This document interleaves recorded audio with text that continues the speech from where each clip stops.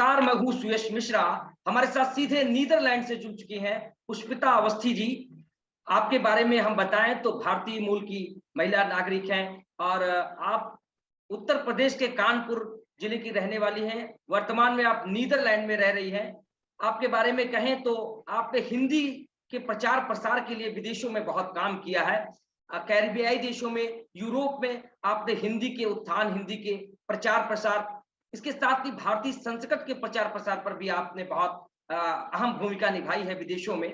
आपको इसके लिए राष्ट्रपति द्वारा सम्मानित भी किया जा चुका है। आप पर, आपके साहित्य पर 50 से ज्यादा शोधार्थी शोध कर रहे हैं, यह गर्व की बात है। आप हमारे साथ जुड़ी है, बहुत बहुत स्वागत है मैम आपका। सबसे पहले मेरा सवाल आपसे, आपको राष्ट्रपति द्वारा सम्मानित किया गया, हिंदी भाषा को आप लेकर के बड़ा चिंतन करती है, भारतीय संस्कृति को लेकर के आप विदेशों में आप उसका प्रचार प्रसार कर रही हैं। कैसे ये संभव हो पाया?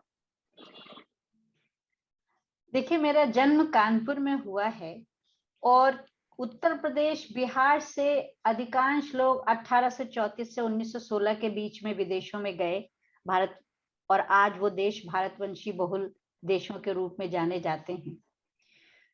तो मुझे लगा कि उनकी भारतीय संस्कृति के प्रति जो अगाध निष्ठा और प्रेम है, जिसको कि वो हिंदी भाषा के द्वारा पूरा करते हैं, तो वस्तुतः मेरा उद्देश्य हिंदी भाषा के प्रचार के पीछे भारतीय संस्कृति का प्रचार भी है, क्योंकि भारतीय संस्कृति के प्रचार का मूल आधार हिंदी भाषा है।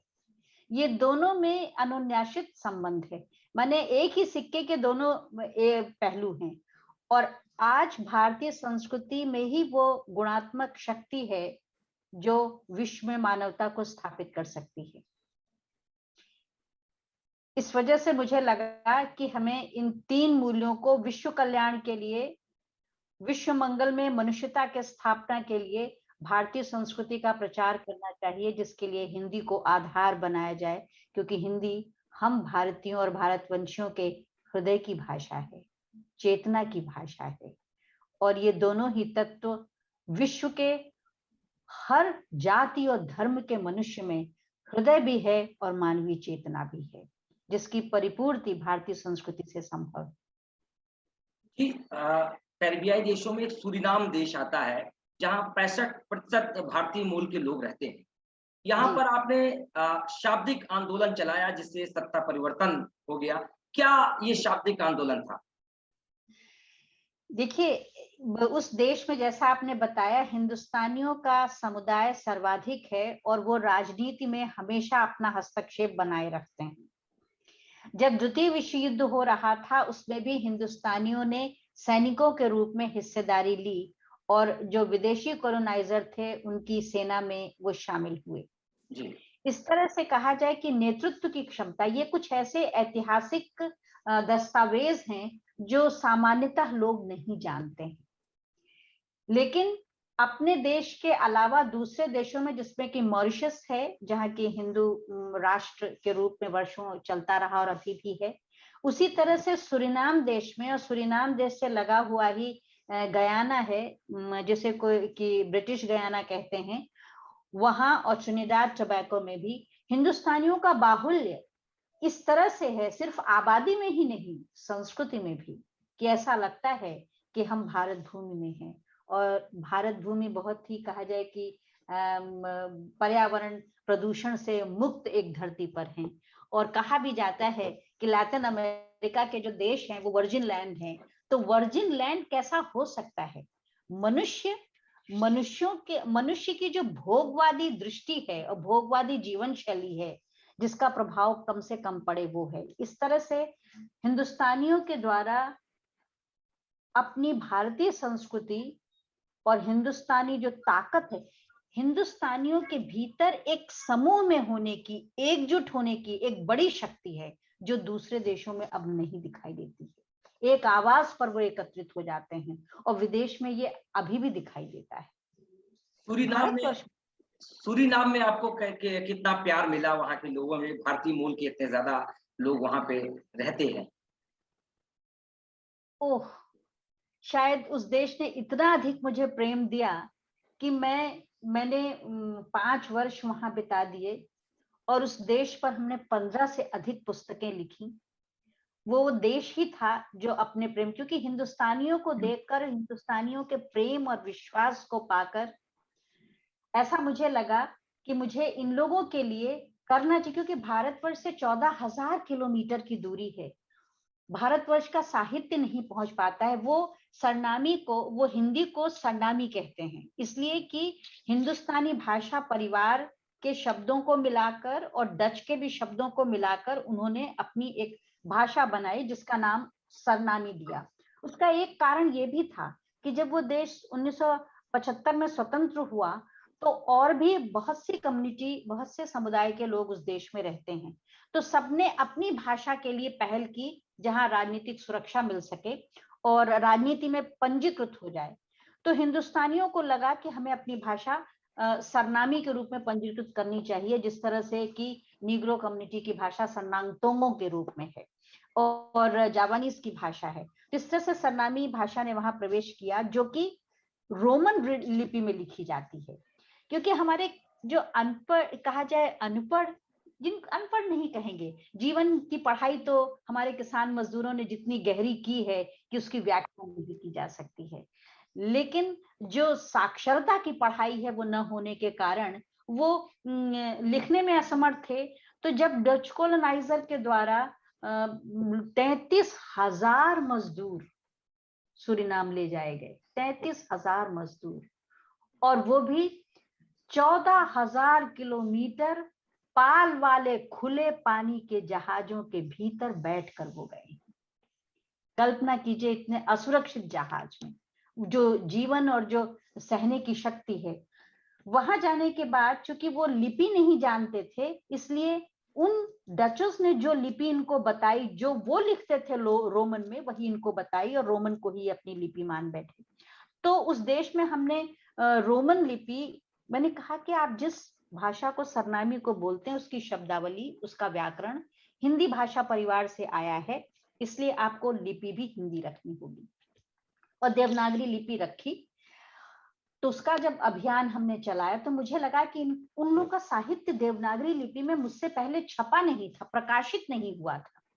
और चूंकि देवनागरी नहीं आती है तो भारत में जो लिखा जा रहा है उसको वो पढ़ नहीं सकते थे, जबकि सांस्कृतिक केंद्र में सारी पत्रिकाएं और किताबें आती थी, पूरा पुस्तकालय था, लेकिन लिपि के अभाव में उससे वो परिचित नहीं थे। इसलिए मैंने उनके साहित्य का, जो रोमन में लिखा था, उसका देवनागरीकरण किया। उन किताबों को हमने प्रकाशित करवाया और उसी समय समानांतर हमने विश्व हिंदी सम्मेलन करवाने की पहल की विदेश मंत्रालय से। इसमें 2 वर्ष मुझे लगे, लेकिन मैं सफल हुई। तो उस 7वें विश्व हिंदी सम्मेलन का आयोजन किया और उस अवसर पर उन भारतवंशियों के कवि और लेखकों की 3 किताबें प्रकाशित हुई, कविता सूरीनाम, कथा सूरीनाम और सूरीनाम। पहली बार उन वहां के हिंदुस्तानियों ने, कवियों और लेखकों ने अपनी रचनाओं को छपा हुआ देखा।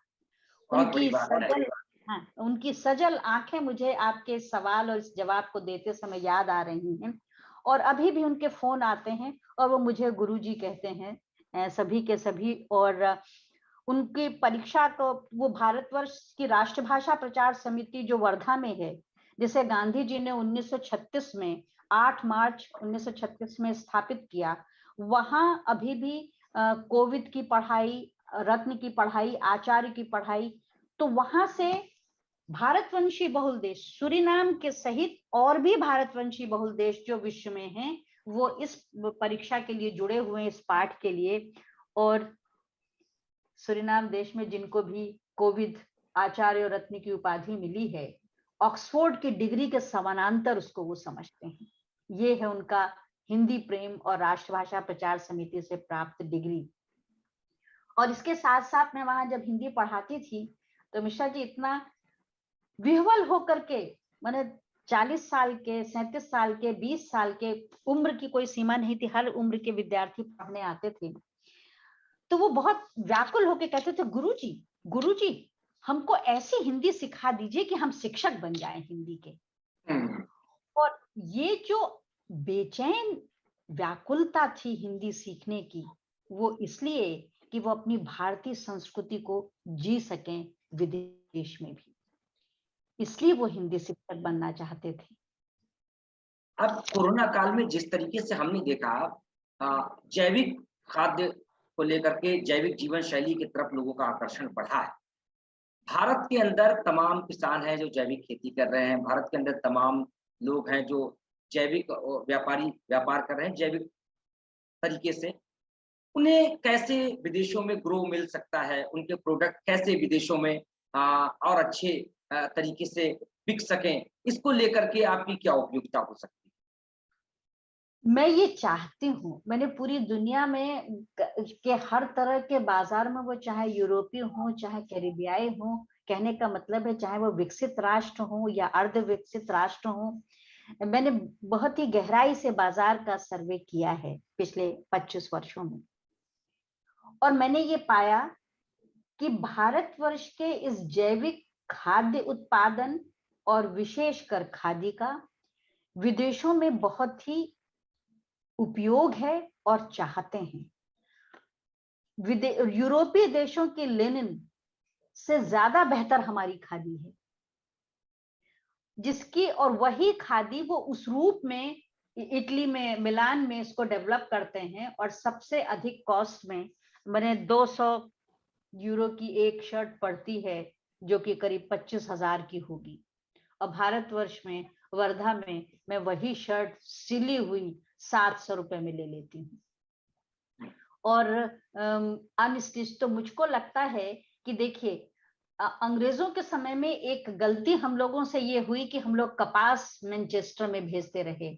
मुझे लगता है वो गलती हम लोग को नहीं करनी होगी, और मैं गौरव जी से और मित्रों से मैं बात करती हूँ जब विभिन्न संगठनों में, तो मेरा एक कहना होता है कि हम उन्हें उत्पाद एकदम तैयार अवस्था में विदेश में एक्सपोर्ट करेंगे। हम यानी कि आप कहना चाहती हैं कि कपास ना बेचकर हम हाँ, सीधे पूरा प्रोडक्ट बना करके विदेशों में बेचेंगे तो हमें उससे अतिरिक्त लाभ होगा। क्योंकि हमारे देश में एक तो जो स्किल है, कार्य कुशलता की जो क्षमता है, वो बहुत पारंपरिक रूप से है, जो हमारे यहाँ खादी के वीवर्स हैं, और बाकी जो वैज्ञानिक तकनीक है रंगाई की, छपाई की, वो हम नहीं ले सकते हैं। हमारे यहाँ लेबर कास्ट जो है, लोगों को नौकरी की जरूरत है, लोगों को धन की जरूरत है, तो वो गरीबी भी, किसानों की गरीबी भी दूर होगी, और उनको काम मिलेगा, और वो उन्नत काम। तो अगर विदेशों का जो नाप है, स्त्री और पुरुषों की देह का आकार फर्क है, तो यहाँ की जो कंपनियां हैं, एक तरीका ये है कि यहाँ की जो कंपनी है, जिसमें कई कंपनियों से हमने बात की है, उनके पास अगर उनसे संपर्क कर लिया जाए तो वो नाप वगैरह सब भेज देंगे, उस तरह का सामान, और डिजाइनिंग भी, क्योंकि वेस्ट की डिजाइनिंग थोड़ी फर्क है, उसके अनुसार बना लीजिए। और भारतवर्ष में कशीदाकारी और टेलरिंग इतनी उन्नत स्तर की है, जब हम महाभारत और रामायण सीरियल देखते हैं तो उस काल के परिधानों को जब बनाया जा सकता है, तो आज के ये आधुनिक समय के यूरोपीय और दूसरे देशों के कपड़ों को की स्टिचिंग क्यों नहीं हो सकती? बहुत सहज है। मैं कहाँ पे समस्या कहाँ पे आ रही है? प्रधानमंत्री जी स्किल डेवलपमेंट पे इतना काम कर रहे हैं, इतना बजट है, इतना खर्चा हो रहा है, स्किल डेवलपमेंट के तहत लोगों को जागरूक किया जा रहा है, शिक्षित किया जा रहा है, फिर ये क्यों है? कहाँ पे समस्या कहाँ पे है? क्यों नहीं हम ऐसा कर सकते? हम क्यों कच्चा माल विदेशों को भेजते हैं? हम प्रोडक्ट बना करके क्यों नहीं भेज सकते? क्यों नहीं हम अतिरिक्त लाभ कमा सकते हैं? बिल्कुल इस दिशा में देखिए क्या है, मोदी जी ये चाहते हैं, मोदी जी के साथ हम जैसे संगठन के लोग भी चाहते हैं। हम लोग मोदी जी के और अपनी भारत के प्रतिनिधि होके, हमारे पांव जरूर नीदरलैंड की धरती पर हैं, लेकिन हमारा चित्त और चेतना भारत में ही है, भारत के ही किसानों के साथ है। और जो कहा जाए कि औषधि उत्पादन में, जैविक उत्पादन में लगे हुए उनके साथ ही है। तो मैं कहती हूँ कि मैं तो सिर्फ शरीर से यहाँ, तो स्थिति ये है कि जो बीच के जो तत्व हैं, उन बीच के तत्वों को समझने की जरूरत है, और मोदी जी को इस ओर सक्रिय होना चाहिए। मोदी जी स्वयं सक्रिय होंगे, माने अपने, उनके जो विश्वसनीय लोग हैं उनके द्वारा, क्योंकि इसे बहुत आसानी से मिश्रा जी, अगर ये अपने विदेश मंत्रालय के विदेश मंत्री दूतावासों को ये आदेश दे दें कि वहां की जो स्वास्थ्य से संबंधित दुकानें हैं और जो परिधान से संबंधित दुकानें हैं उनको, और यहाँ जो कपड़ा बनाने कपड़े बेचने वाली जो विभिन्न कंपनियां, जैसे स्पिरी जो है उसका एक सेंटर बेंगलोर में बना हुआ है, उसके बने कपड़े आते हैं। आप सोचिए यूरोप में चाइना के, वियतनाम के और बांग्लादेश के बने हुए कपड़े बिक रहे हैं। लोगों वहां से कपड़े यहाँ आ जाते हैं। उन देशों ने इन देशों से कोऑर्डिनेशन बना रखा है, लेकिन भारतवर्ष का कोऑर्डिनेशन नहीं बन पा रहा है, क्योंकि हमारे यहाँ का जो कहा जाए जो सरकारी तंत्र है ना, नौकरी करने वाला जो सरकारी तंत्र है, जिसमें कस्टम अधिकारी हैं, जिसमें आईएएस अधिकारी हैं, जिसमें विदेश मंत्रालय के अधिकारी हैं, उसमें चूंकि इनको कोई लाभ नहीं दिखता है। अगर वो सीधा लाभ जो भारत व्यापारियों तक जाएगा, वो सीधा लाभ किसानों को जाएगा, वो सीधा लाभ आम लोगों तक जाएगा। जी। तो इसके लिए सरकार की ओर से देखिए, एक तरीका तो ये हो सकता है जो कि थोड़ा कठिन है, कि सीधे यहाँ की, अब हम इस पर भी उतर आए हैं कि जो यहाँ स्वास्थ्य की जो दुकानें हैं और जो कपड़े बेचने की जो कंपनियां हैं जो बनाती हैं और जो बेचती हैं, उनसे हम संपर्क करें और भारतवर्ष में संगठित रूप से अगर वस्त्र उत्पादन और वस्त्र उद्योग की कंपनियां जो जैविक रूप से जो शुद्ध सिल्क, शुद्ध कपास से के कपड़े बना रही हैं, उनके साथ संपर्क करें, उनका एक बड़ा संगठन संपर्क करे और फिर यहाँ का एक बड़ा संगठन जुड़े, तो ये काम हो सकता है। और पर अगर मोदी जी चाहें तो विदेश मंत्रालय के द्वारा ये प्रस्ताव अगर हर दूतावास में पहुंचा दिया जाए, और दूतावास में देखिए अधिकारियों के पास बहुत उस तरह से काम नहीं होता, इधर काम बढ़ गया है क्योंकि सोशल मीडिया आ गया है, वहां भी उन्हें सक्रिय होना पड़ता है, व्हाट्सएप भी देखना पड़ता है, मेल भी देखना पड़ता है, और फाइलें भी मेंटेन करनी पड़ती है। पहले तो सिर्फ फाइलें मेंटेन करनी पड़ती थी, तो अब यह है कि उनसे अगर हो जाए, और वो अगर विदेश की कंपनियों के साथ, जिस तरह से विदेश में उस समय मैनचेस्टर ने यहाँ से कपास ले गए, यहाँ से नमक ले गए, उस तरह से अगर यहाँ से आप देखिए वास्को डी गामा जो है वो जहाजों में भर के हमारे देश से मसाले ले गए, तो और वो कई वर्षों तक वहां चलेंगे। पाकिस्तान की सब्जियां और फल पहले पहुंचते हैं लंदन, और लंदन के जहाज से फिर वो आती है नीदरलैंड, जबकि यूरोप का सबसे बड़ा समुद्र तट हमारे नीदरलैंड में है, रोटरडम में। तो अगर ये निर्यात शुरू हो जाता है तो नीदरलैंड केंद्र बन सकता है जो पूरे यूरोप में इसके सर्कुलेशन को देख सके। और ये इतना आसान है, जिस दिन यूरोप को पहले शुरुआत में यूरोप में अगर भारत सरकार अपने उत्पादन की पहचान और पकड़ बना लेती है और जैविक खेती और जैविक जीवन शैली से लगे हुए हम जैसे आप जैसे कार्यकर्ताओं को जोड़ लेती है, जिनके पास जुनूनी तौर पर अपनी मातृभूमि के लिए और मातृभूमि के सेवक जो किसान और मजदूर हैं उनके लिए हम लोग समर्पित हैं, उन संगठनों को जोड़ लेती है, तो ये सर्कुलेशन अगर सिर्फ यूरोप में शुरू हो जाएगा तो पूरे विश्व के दूसरे देशों को भी दिखाई देने लगेगा। बिल्कुल सही बात आपने कि आपने खादी की बात करी, आपने कपास उद्योग की बात करी, कपड़ों के लेकर के बात करी, किसानों को लेकर के इस समय भारत में बहुत बड़ा प्रदर्शन चल रहा है। किसानों को उनकी आय का उनकी जो खर्च है उसके हिसाब से उनकी आय नहीं हो पा रही है, उन्हें एमएसपी के हिसाब से उन्हें जो है रेट नहीं मिल पा रहे हैं।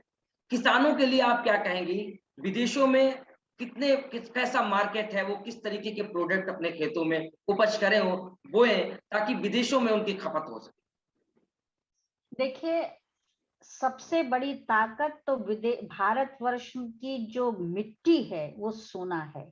स्वास्थ्य के लिए स्वर्ण भस्म है भारत की धूल, और ये बहुत मैं गहरे अर्थों में कह रही हूँ, क्योंकि भारत की मिट्टी में जो नाइट्रोजन है, उस नाइट्रोजन के होने से जो भी कुछ वो उत्पादित करते हैं वो पहुंचता है। अब देखिए, जैसे कि सेब भारतवर्ष में उत्पादित, उसमें जो न्यूट्रिशन होगा, क्योंकि धरती की ताकत है और ऊपर से सौर ऊर्जा भी मिलती है, उष्णकटिबंधीय देश होने की वजह से सौर ऊर्जा भी प्राप्त है, और वो तो अब सेब एप्पल यूरोप में न्यूजीलैंड से आता है।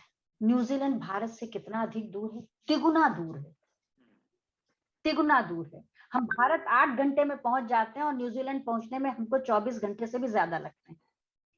वो हम हवाई जहाज की दूरी बता रहे हैं और वो पानी के जहाज से आता है। हवाई जहाज से भी जो आते हैं खाद्य सामग्री जैसे भिंडी वगैरह, जो भारत से लंदन से यहाँ आती है, वो मुझे हफ्ते भर बाद मिलती है। अब उसको सड़ने से बचाने के लिए जो पूरी प्रक्रिया होती है उसमें उस भिंडी से ज्यादा खर्च होता है और भिंडी जो आती है हवाई यात्रा करके उसकी यात्रा में खर्च होता है। तो अगर सीधे सीधे आपने जो सवाल किया कि भारतवर्ष से कुछ भी उत्पादित हो तो वो सोना है विदेश की धरती के लिए। यहाँ जो सब्जियां और फल हैं वो उस धरती से पैदा हो रहे हैं जिस धरती की ताकत नहीं है, इसलिए ये लोग खाद का प्रयोग करते हैं। हम लोग के यहाँ जैविक खाद से उत्पादन हो सकता है, यहाँ नहीं हो सकता है। तो जी, इसलिए ये जो सवाल है सिर्फ हम लोगों को व्यापार करने की जरूरत है और भारत सरकार अगर इस दिशा में सक्रिय हो जाए और जिन सरकारी अधिकारियों को इतनी सैलरी, इतनी सुविधा, गाड़ी घोड़ा, सेक्रेटरी, न जाने क्या क्या, उनके बच्चों की पढ़ाई सब कुछ वो देते हैं, क्यों नहीं उनसे देश के किसान और मजदूर और बाकी लोगों की जो कशीदा कार्य, जो हैंडीक्राफ्ट वगैरह का काम करते हैं, नृत्य और कला का जो काम है, वो सारी की सारी चीजों का वो प्रचार प्रसार विदेशों में शुरू करें। तो भारत का अब देखिए इसका प्रचार नहीं होता है तो अब विदेश में किस चीज का भारत का प्रचार हुआ? भारत बहुत भ्रष्ट राष्ट्र है, नेचुरली है कि जब आप इस सत्य का प्रचार, उसकी ताकत को नहीं दिखाएंगे तो जो खाली जगह बची हुई है उसमें विरोधियों को जो दिखेगा वो होगा। और आप देखिए कि चाइना जो उत्पादन कर रहा है उसका द्वारा उत्पादित सामान, खाद्य सामान विदेश में रह रहे लोगों के लिए उपयोगी नहीं है, लेकिन चाइना मांसाहारी है, उसने पूरे विश्व को मांसाहारी बना दिया। जबकि इसीलिए देखिए चाइना रेस्टोरेंट पूरे विश्व में फैल गए हैं ऑक्टोपस की तरह। अब जबकि जंगल को बचाने की जिम्मेदारी भी ईश्वर ने मनुष्यों को ही सौंपी है, लेकिन मांसाहारी मानव समाज हो जाएगा तो जंगल कहाँ से बचेंगे? बहुत बड़ा सवाल है। हाँ, और समुद्र से ओमेगा 3 के लिए समुद्र से मछलियां खाई जा रही हैं, क्योंकि वेजिटेरियन पाश्चात्य यूरोप की मिट्टी में वो ताकत नहीं है जो शाकाहारी भोजन प्रदान करे, इसलिए मांसाहारी और मछली का सेवन हो रहा है। लेकिन इससे समुद्र खाली हो रहा है, जंगल खाली हो रहा है और मनुष्य का मस्तिष्क भी मांसाहारी भोजन से एक दूसरे तरह का भोगवाद उसके भीतर पैदा हो रहा है और वो हिंसक होता जा रहा है। हिंसा के प्रति जो भय था वो अब लोगों का खत्म हो गया है। जानवरों को मारते मारते अब लोग आदमियों को मारने लग गए, मनुष्यों की हत्या करने लगे। तो चाइनीज फूड जब पूरे विश्व भर में विख्यात हो सकता है तो हमारा नेचुरल जैविक खाद्य विदेशों में क्यों नहीं विख्यात हो सकता? ये बड़ा विचारणीय प्रश्न है। इस पर इसका जवाब, इसका हल ढूंढने की जरूरत है हमारे देश को कि विदेशों में बांग्लादेश जैसे देश, पाकिस्तान जैसे देश व्यापार कर रहे हैं, लेकिन भारत की खाद्य सामग्री, भारत के जो वस्त्र आभूषण हैं, भारत की जो अच्छी डिजाइन, भारत की कपास से बने तमाम वस्त्र, भारत की खादी, वो वहां तक क्यों नहीं पहुंच पा रही? ये बड़ा सवाल है। बहुत बहुत आभार, आप हमसे जुड़ी और आप हिंदी के लिए इतना प्रयास कर रहे हैं। आप हिंदी के लिए हिंदी भाषा का विश्व भर में, विश्व पटल में, कैरिबियाई देशों में इसके प्रचार प्रसार का काम कर रहे हैं। इसके लिए आपका बहुत बहुत आभार, धन्यवाद। आप हमसे जुड़ी। नमस्कार। नमस्कार।